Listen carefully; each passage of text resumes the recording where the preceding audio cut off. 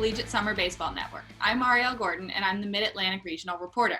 In today's installment of Commissioner's Corner, we will be speaking with the Ohio Valley President, John Bruce. Welcome, John. Well, thanks for having us. The Ohio Valley League is glad to be here. So if you could just kind of start by walking us through the decision that your league made to cancel the season, what went into that decision, and where are you now? Well, this is it's a tough decision, obviously, not one we wanted to have happen. But we also deal with two states because we play in Indiana and Kentucky. So 2 states, 9 municipalities, and 4 quasi-government agencies that actually control venues that we play in. So you put all those on top of, the concerns of fans, the safety of the fans, players, etc. And we have some localities that are just telling us that you're not going to play here. Now you have to find another venue. And in some of our communities where the franchises are, there is not another venue. We're looking for guys for fields that are adaptable to the college game, because our competition has gotten better and better as we have aged. The league started in 2010, so this would have been our 10th season to play. So that's another disappointing part for us. But we're continuing to grow. We actually anticipate we're going to add another team next year, because that'll give us 2 divisions of 5. That'll help balance our competition a little bit. It also changed the number of games we're going to play just a little bit. We'll probably end up playing a 44 game schedule with an unbalanced. We're still talking about that, as in your division games count just a little bit more. You play all your division opponents 6 times. You play the other division only 4 times. So you get 24 and 20, and you get 44 games. So that's what we're anticipating for next year. Could be there's a couple other ways we could work it. That's what I'm planning on at this point. And then, like I said, but our competition just gotten better and better, especially if anybody's followed along with us for the last 5 years. We think we're doing a much better job. We try to run it a lot like a minor league franchise. I encourage all the ownership to do that. I mean, we're entertaining folks, but it's also baseball, because we have 2 main goals. One is to help these young players improve their skills, talents, ability, and character. Don't forget that their character matters.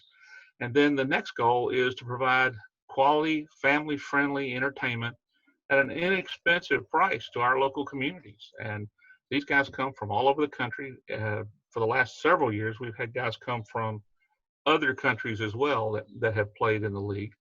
And we're starting to see some of that pay off. The number of guys that are getting drafted, the number of guys that are playing well. I mean, out of New Mexico, Nick Gonzalez is doing very well. He's going to do well in the draft this year. He played for one of our teams a couple of years back. So all of that matters to us. Where these guys go next, we try to follow along with them, because they're part of us. And we'd like to carry that with them. Once you're in the Ohio Valley League, you're part of our team and a part of our family. We keep with you.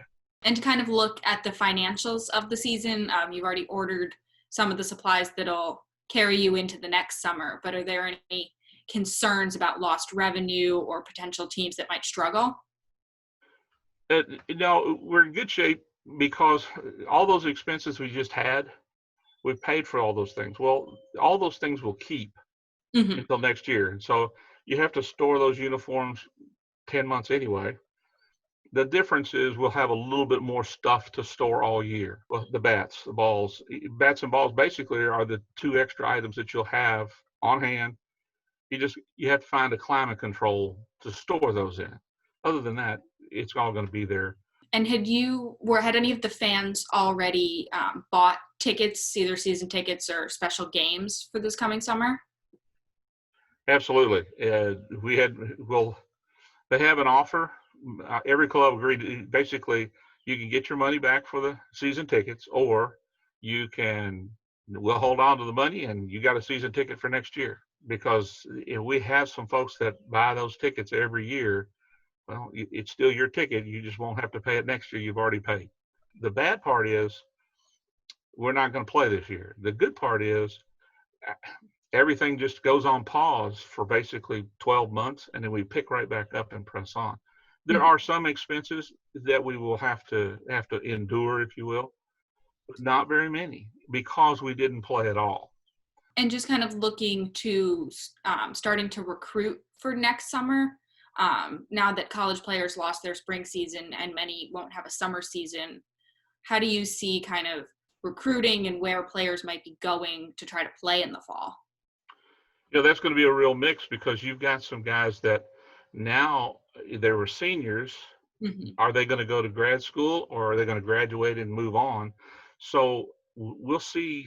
We'll have to wait and see how that goes because some of those guys are going to want to come around and play again next year. Maybe they'll go to grad school and play out their senior year next year, or they'll play out what would be their junior year next year. We don't take seniors. Once you've played your senior eligibility, you're finished as far as we're concerned. Mm-hmm.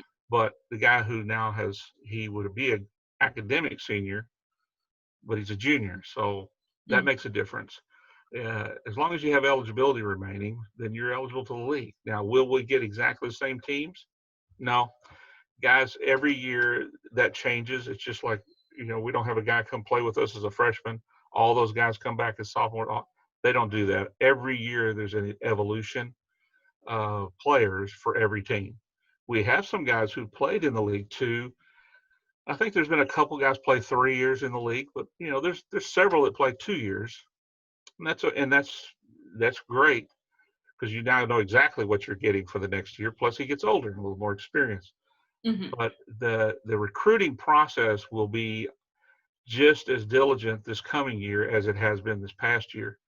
I'm curious, as you just mentioned, I'm curious to see where the pool goes here. How many of those guys do come back and play another year because they can, or how many of them just move on with their life? And another wrinkle that's kind of out there is the potential that the major league draft is shortened. Are you expecting kind of additional players to want another summer in the league next year, or any kind of numbers changes? I think there's two things that are going to happen with the shortened draft. One, you're right. I think there are some guys who will now, if they didn't get picked up in the draft, will go to school for another year to see if they can improve their chances a little bit. Because the summer leagues aren't playing. I know we're third or fourth one to cancel. I think there are going to be more. Once that's done, we'll see where those go and how we work that together. The other thing is the contraction of the minor league clubs, which obviously has to do with the draft.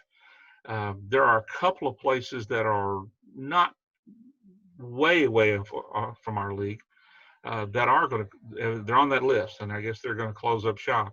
Mm-hmm. I don't know. I honestly, my personal opinion is, I think JUCO baseball will explode in the next couple of years. Mm-hmm. I think you're going to see a lot of those guys who were going off to play or be drafted and play in the minors. They're going to try to hold on to their eligibilities, etc. And of course, if you're in the JUCO world, you're still draft eligible, right? So I see that they're the big benefactors here, I think, personally. And just kind of looking at these different proposals coming out of these minor league teams shifting, are any sort of candidates to join your league coming up, or maybe these ideas of like a dream league where those might fit in? There's a couple of them. They're kind of on the fringes of what we define as our geographical area, but it's possible. They're both in Tennessee, and that's we this is a kind of an evolution of the Kentucky, Indiana, Tennessee, Kentucky, Illinois, Tennessee Kitty League back in those days. So if we move back to Tennessee a little bit, there's nothing wrong with that. Mm-hmm. Then we'll play in 3 different states, and that's okay too. We'll take a look at that, and we'll certainly talk to those folks. I mean, it's like I said, it's on the fringes of our geography. Mm-hmm. We don't stay out overnight. We're a league that you call us a bus league, I guess. Mm-hmm. We travel home every night, so we don't stay out on the road. The option is there for the clubs if they want to do that, but most of them choose not to. So we keep our drive time down, so we keep our geography defined, Mm-hmm. so that we can go home every night. And before we wrap up, is there kind of anything else about your league, upcoming plans, just kind of more news? More news. We're always looking for that We're always looking for the sponsorships, obviously. Each franchise works on those. And the league is the same idea. If someone, we play basically Western Kentucky, Southern Indiana, and I said I think we're headed into Middle Tennessee as well. Hmm. So that'll kind of become our geography. Uh, then with that expansion comes the opportunity for people, for businesses, et cetera, to come to us, but players as well. This is where we live. We live almost, I'd say 90% of our players live with host families. Hmm. We think that's an important part of it because one of the things I emphasize with the coaches is remember, these guys are college baseball players and they want to become better college. That's one of the reasons they're here. And you're going to help them do that. But don't ever forget, they're only going to be baseball players for 3, 4, 5. They go to the pros 10, maybe even 15 years. But they're going to be men for 60, 70 more years. So don't let the baseball player part get in front of the fact that we're developing young men as well. Hmm. And that's a critically important piece to me. I think has gotten even more so. Um, I'm an old military guy, and so development and character means something. So for that, yeah, I'm really grateful. I mean, we're grateful for the people, the fans, people that support us, the sponsorships, and the coaches and players. We're disappointed we had to make this decision for this year, but boy, are we looking forward to playing next year because that'll be our 10th year. And I'm going to do all the promotion stuff I was going to do this year. We're going to do it in the 10th year, which will be next year. So I want to thank you very much. I appreciate the time and the opportunity to talk to you. Hmm. Anytime I can spread the word about the Ohio Valley League baseball, I'm happy to do it. Yep. Yeah. Thank you for your time. We really appreciate it.